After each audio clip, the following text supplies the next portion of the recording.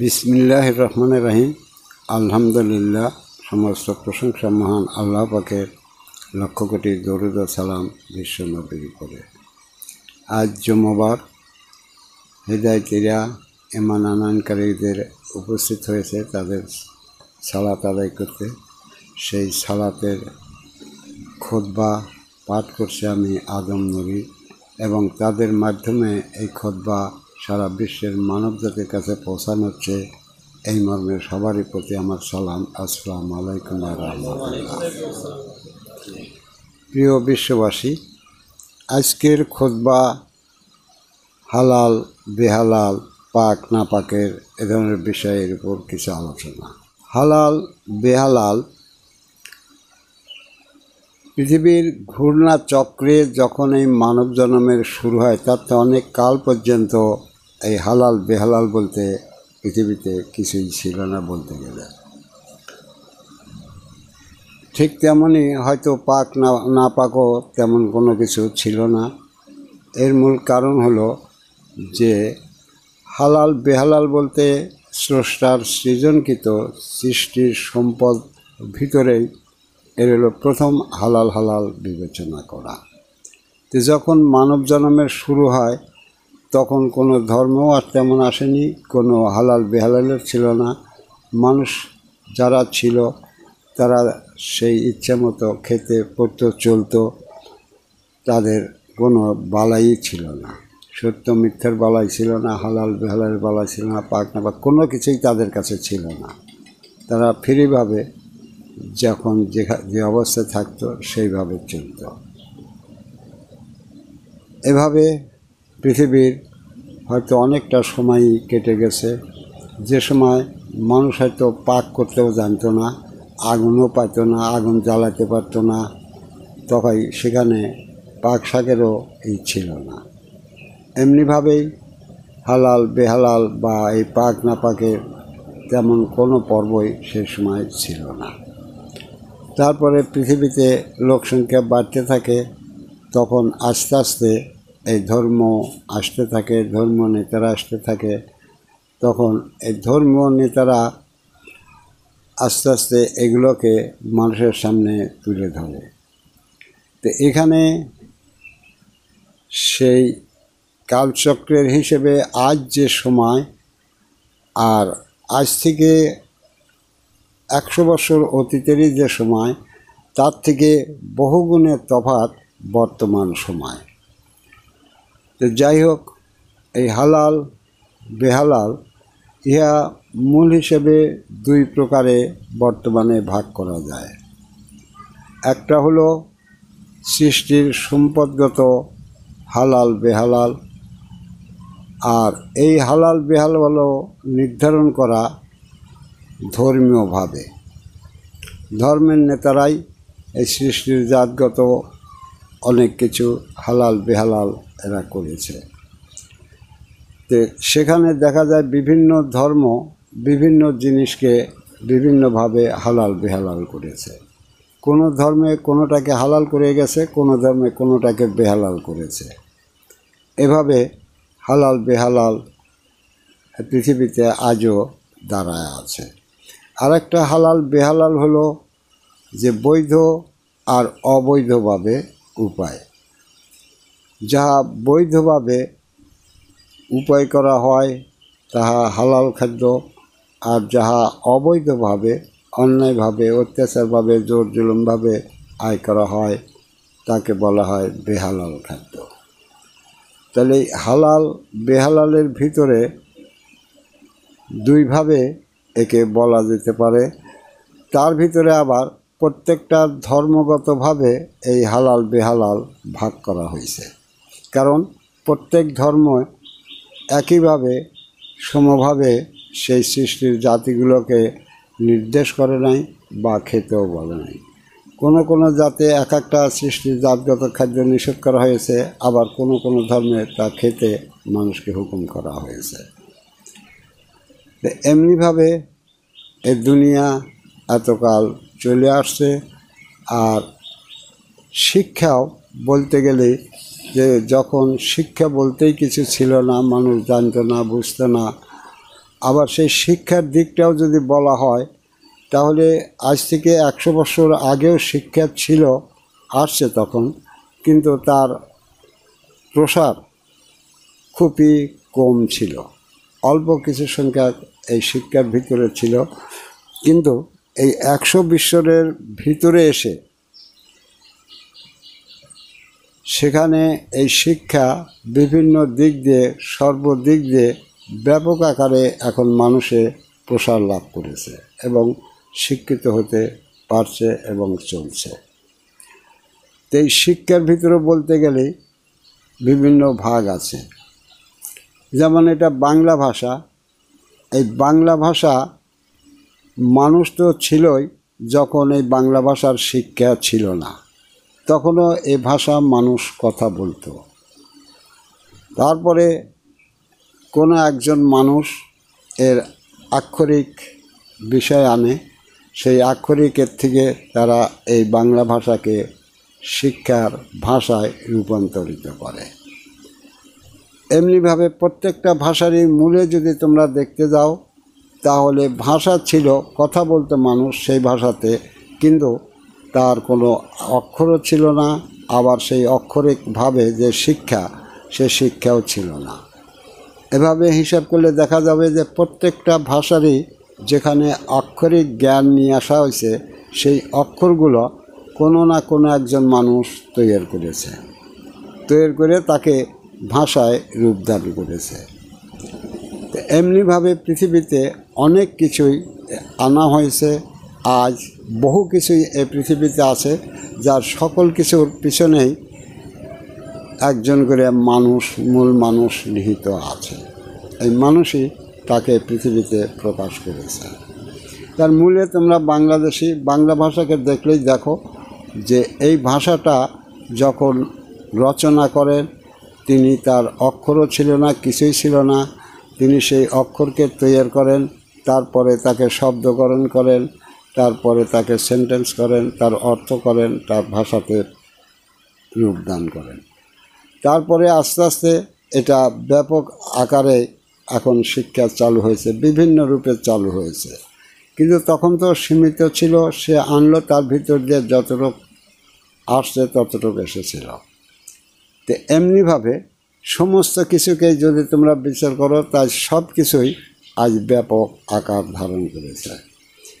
তাই সেই হালাল বেহালাল প্রত্যেকটা ধর্মের ভিতরই সৃষ্টিগত এক বিষয় নয়, বিভিন্ন ধর্মে বিভিন্নভাবে এই হালাল বেহালাল খাড়া করা হয়েছে। সেই সৃষ্টিগতভাবে যেমন, আবার কৃতকর্ম হিসেবেও এমনই অনেক কিছু আছে, যা এক এক ধর্মের অনেকটু প্রভেদ আছে। তবে মূলের যে বিষয়গুলো অপরাধমূলক, সেগুলো প্রায় সকল ধর্মের একই আছে। যেমন অত্যাচার, জুলুম বা সুদ, ঘুষ, এ ধরনের যে বিভিন্ন প্রকারে প্রতারণা, হাইজ্যাক, এভাবে যেগুলো আনা হয়, সেগুলো প্রায় সকল ধর্মে একই আছে। ইহা বেহালাল খাদ্য। যাই হোক, এভাবে হালাল আর একটা দিক তোমরা দেখতে পারো যে প্রত্যেকটা মানুষই মানব দেহ আছে, প্রত্যেকেরই খাদ্যখানা খেতে হয়। তো প্রত্যেকটা মানুষেরই যখন মানুষ হয়ে এসে দাঁড়ায়, তখন তাদের দৈহিক গুণ সবারই জন্য এক থাকে না। তাতে দেখা যায় যে ধর্মে কোনো কিছু হালাল করলেও তার দৈহিক গুণে সে সেটা খেতে পারতেছে না, তার অসুস্থ হয়ে পড়ে। তাহলে এখানে এদিক দিয়ে কথা বললে এটা বলতে হবে যে মানুষের দৈহিক গুণে যাহা মঙ্গল হয়, মানুষের দৈহিক গুণে যাহা মঙ্গল হয়, সৃষ্টির জাতগত খাদ্য, সেটা তার জন্য হালালি বলা যেতে পারে। আর যেটা মানুষের উপায়গত হয়, যাহা অবৈধভাবে আয় করা হয়, তা যে কোনো খাদ্যই হোক, তাহা বেহালাল হয়ে যাবে, তা কখনই হালাল হবে না। আর দৈহিক বিবেচনায় যদি কারো কোনটা খেতে তার দৈহিক ক্ষতি হয়, তখন সে আপনা আপনি ওটাকে এড়া চলাই তার জন্য মঙ্গল। ধর্ম যেটাই বলো, কিন্তু সেটা খালে তার শারীরিক কষ্ট হয়, তার অসুখ হতে পারে, তার তো অনেক ক্ষতি হতে পারে। তাই এমন খাদ্য তাকে না খাওয়াই ভালো। তো এখানে যা সমস্ত মানুষই সেইভাবে ডাক্তার নেয়, তারপরেও মানুষ বোঝে যে আমি এই খাদ্যটা খাওয়ার পরে আমার এই অসুবিধা হচ্ছে। এরকম হলে মানুষকে সেই খাদ্যটা না খেয়ে চলাই অনেক ভালো হবে তার জন্য। পাক না পাক, এটা বললাম যে এক সময় ছিল যে মানুষ পাক করে খেতে জানতো না, আগুনও ছিল না, আগুন জ্বালাতেও জানতো না। কিন্তু কালের বিবর্তনে বহুকাল আগের থেকেই মানুষ পাক করে খেতে জানে। তো এটা যখন জানে তখন থেকেই মানুষ যা কিছু খায় তা পাক করে খায়, বিনি পাকে আর কেউ খায় না। আর কতগুলো জিনিস আছে সৃষ্টিগত, যেগুলো তার উৎপত্তিগতই তারা পাক হয়। সেগুলো যেমন আম, কাঁঠাল, লিচু, এ ধরনের যে সমস্ত সম্পদ আছে তাহা তাদের জাতগত এইভাবেই তারা পাক হয়ে আসে, তাদের আর আগুন দিয়ে পাক করতে হয় না, তারা পাক। আর যেগুলো কাঁচা হয়ে আসে, যেগুলো মানুষের খাদ্যদ্রব্য আসে, সেগুলোকে আগুন দিয়ে জ্বালিয়ে সেদ্ধ করে পাক করে মানুষ খেয়ে থাকে। একে পাকের খাদ্য বলে। তো এখান থেকে যদি সূত্র নিয়ে আমি কথা বলি, তাহলে দেখা যাবে যে যখন থেকে মানুষ এই পাকের হিসেবে আসছে এবং সব কিছুই তারা পাকে এনে তারপরে তারা খাওয়া দাওয়া করে, তখন থেকে বলা যেতে পারে যে মানুষ হয়ে আসে, এরা সব পাকেই মানুষ হয়। এরা সব পাকেই মানুষ হয়, কারণ আমাদের মায়েরা যা কিছু খায় তা পাকের জিনিসই খায়, সেই পাকের খাদ্য থেকে যে মাতৃগর্ভে রক্তরস আসে তা পাকেরই খাদ্য বলে। তো সেই খাদ্যের যে রস আসে তার থেকে এই মানব জীবন লাভ করে। তাহলে সেদিক দিয়ে বলতে গেলে মানুষ পাকেই তার জন্মের উৎপত্তি হয়, সে কখনই না পাক নয়।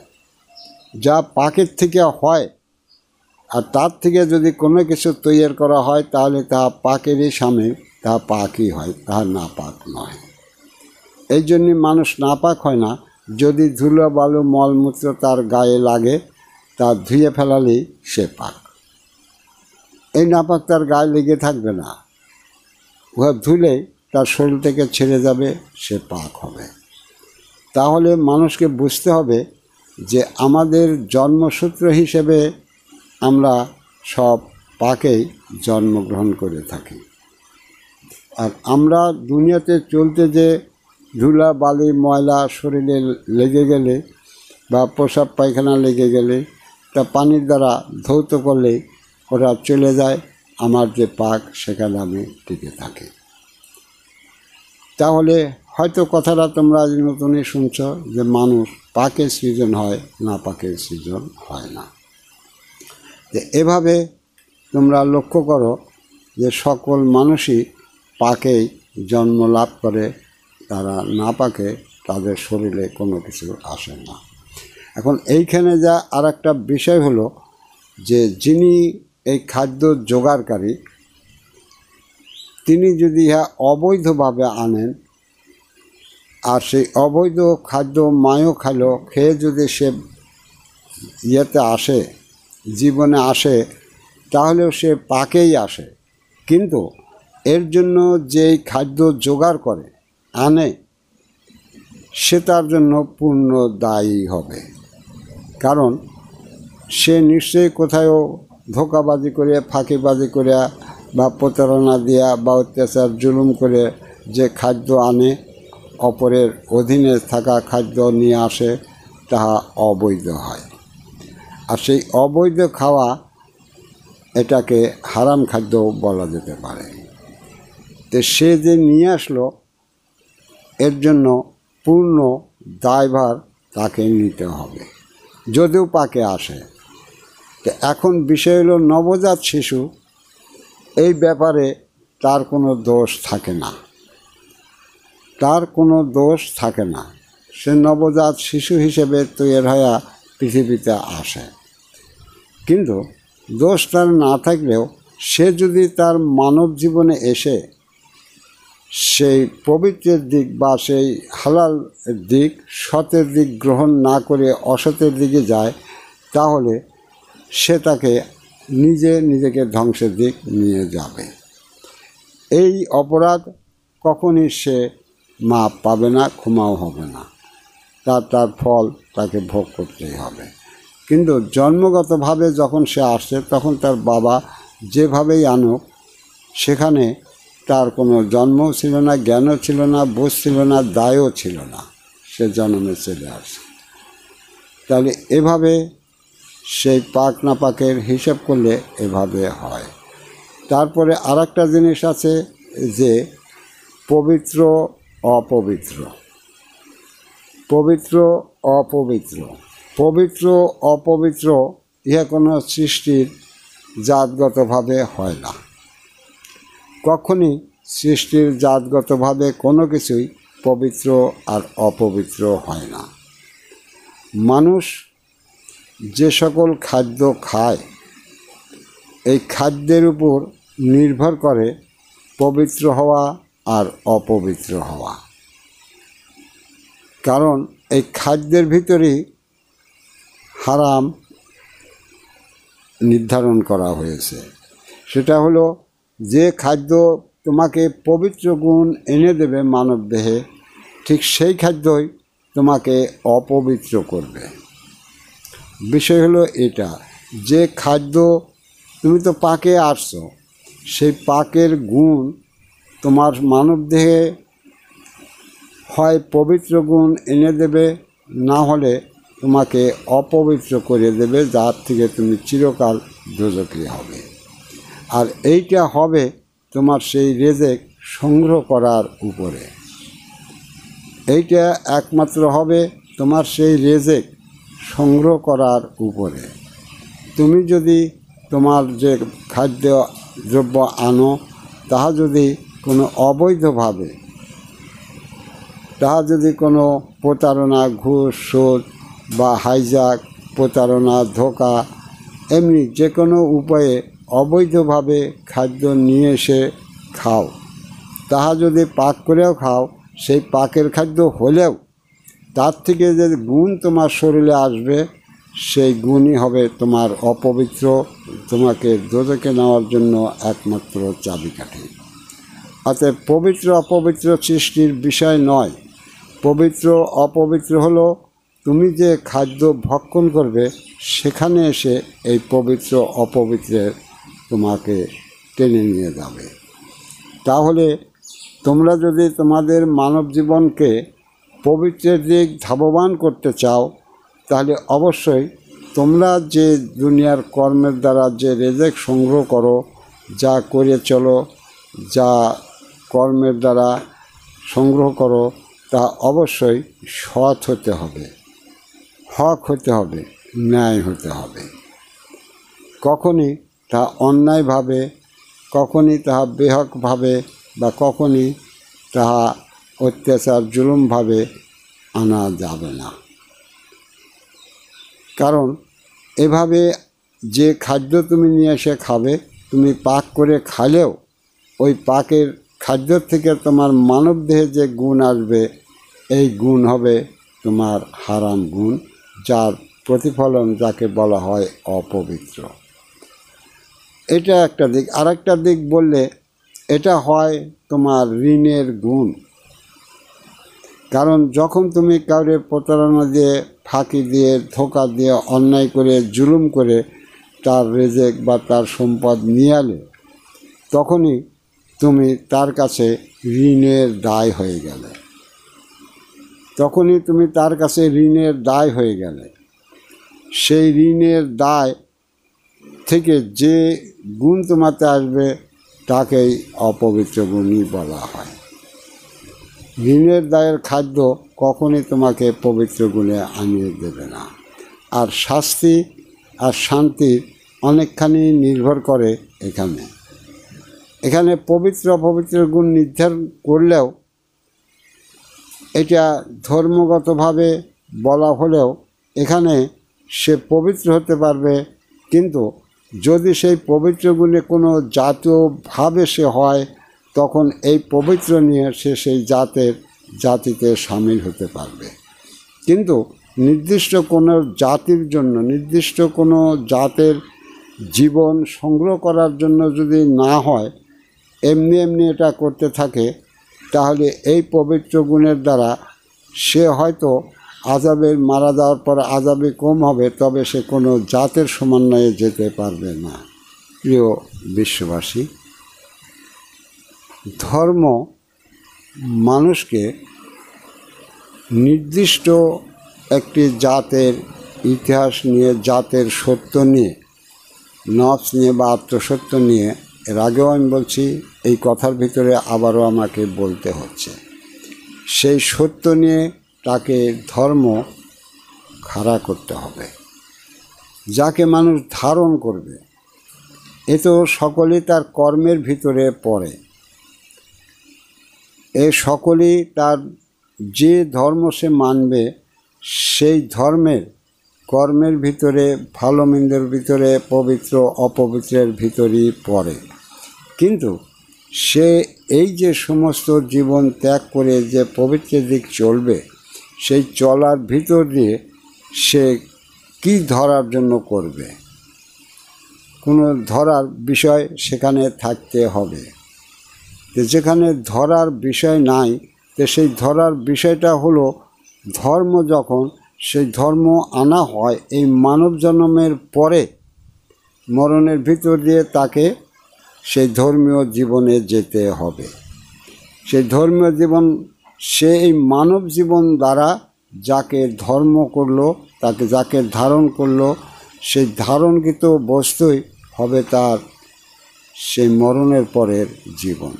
তো যদি সেই ধর্ম ধারণের বস্তুই তাকে না দেয়, আর সেই ধারণের বস্তু ঠিক ওইটাই হতে হবে, তা নির্দিষ্ট কোনো জাতীয় আত্মা বা নফস।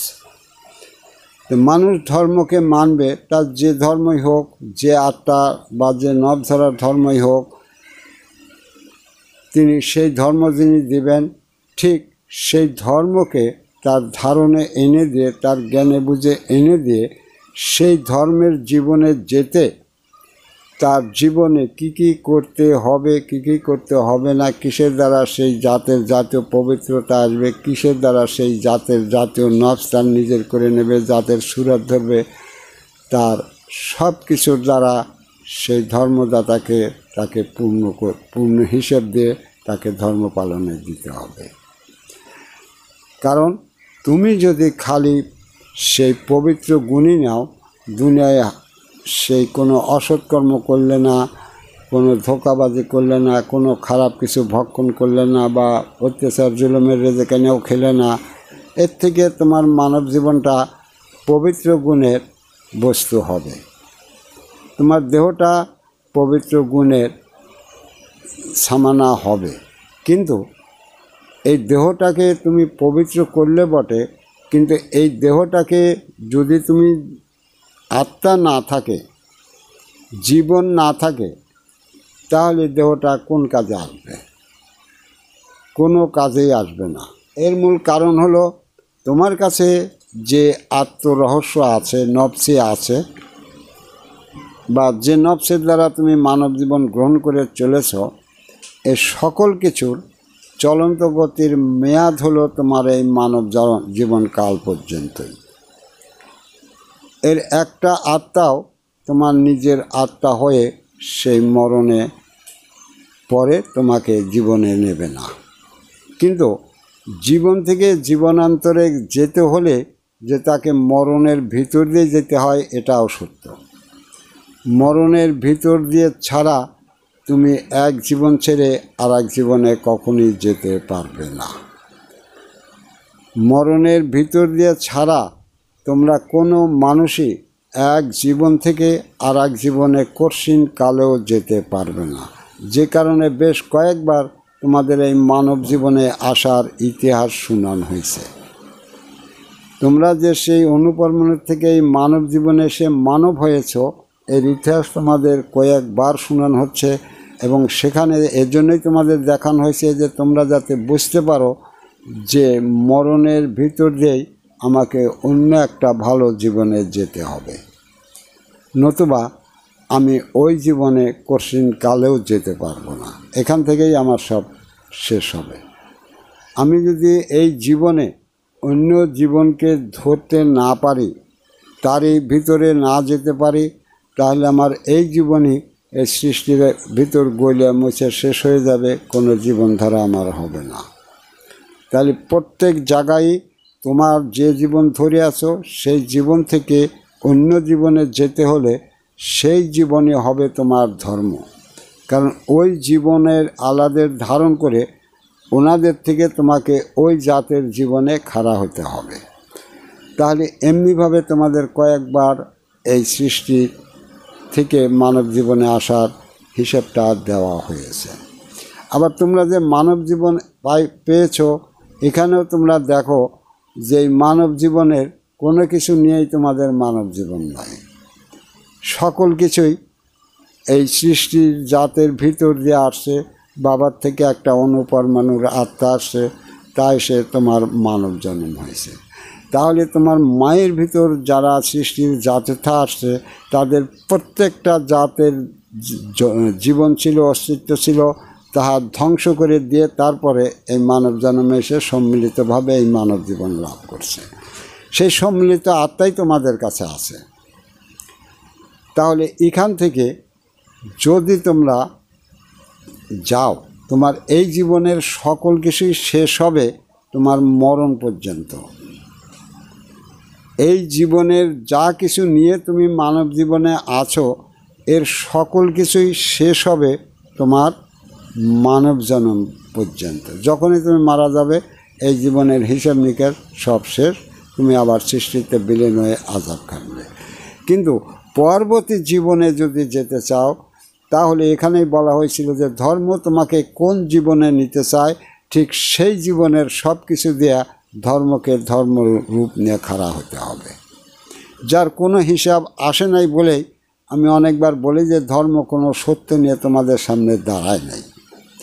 তাহলে তুমি যদি এখান থেকে তোমার সেই ধর্মীয় জীবন, সকল জীবন এখন তোমার কাছে, অর্থাৎ তুমি যে সেই পরবর্তী জীবনে যাবে, সমস্ত জীবন এই সৃষ্টির জীবন মানব জীবন দ্বারা সমস্ত জীবন পূর্ণ করা হয়েছে।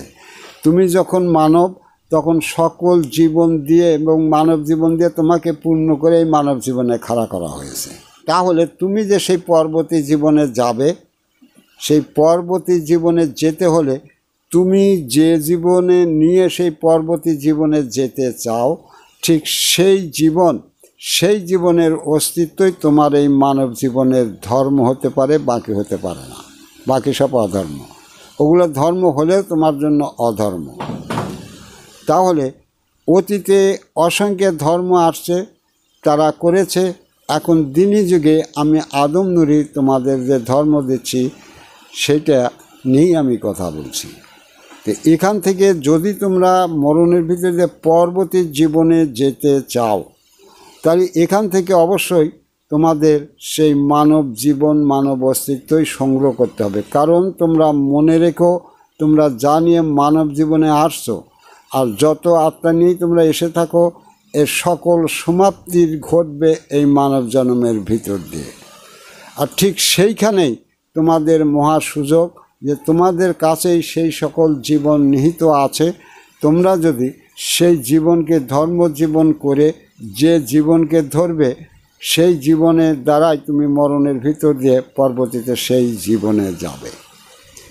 মরণে তোমাকে যেতেই হবে, কিন্তু তোমাকে সেই ধর্মীয় জীবন এই মানব জীবন দ্বারাই ধরে নিতে হবে।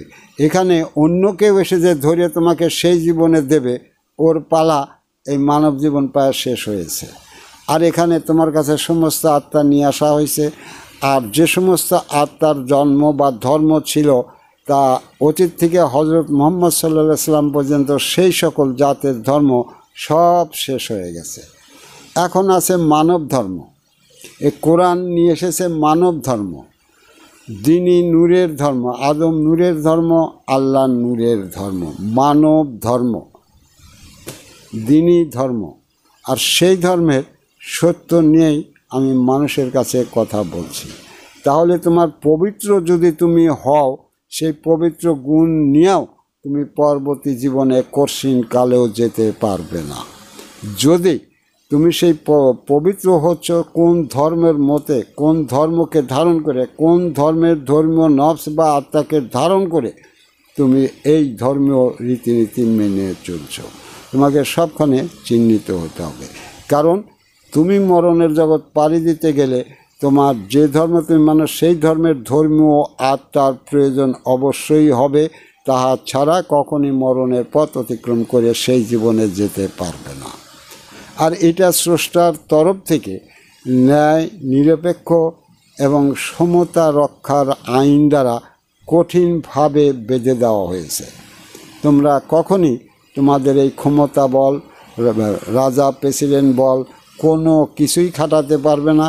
কারণ যেখানেই তুমি যাবে, যে জীবনেই তুমি যাবে, তা মরণের ভিতর দিয়েই যেতে হয়। অতএব সমস্ত ক্ষমতার অবসান যেখানে ঘটবে, সেখানে যাই তোমার পরবর্তী জীবনে যাওয়ার পথ করে নিতে হবে।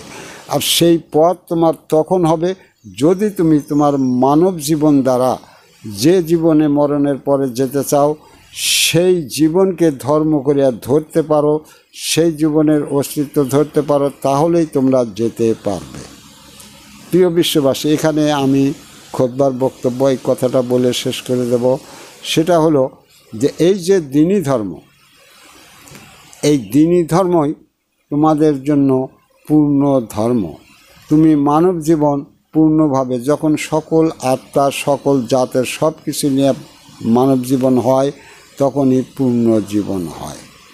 যখন আল্লাহর নূরের জীবন ধর্ম হয়, যখন আদম নূরের আত্মার জীবন ধর্ম হয়, তখনই ধর্ম মানব ধর্ম হয়, দ্বীনি ধর্ম হয়।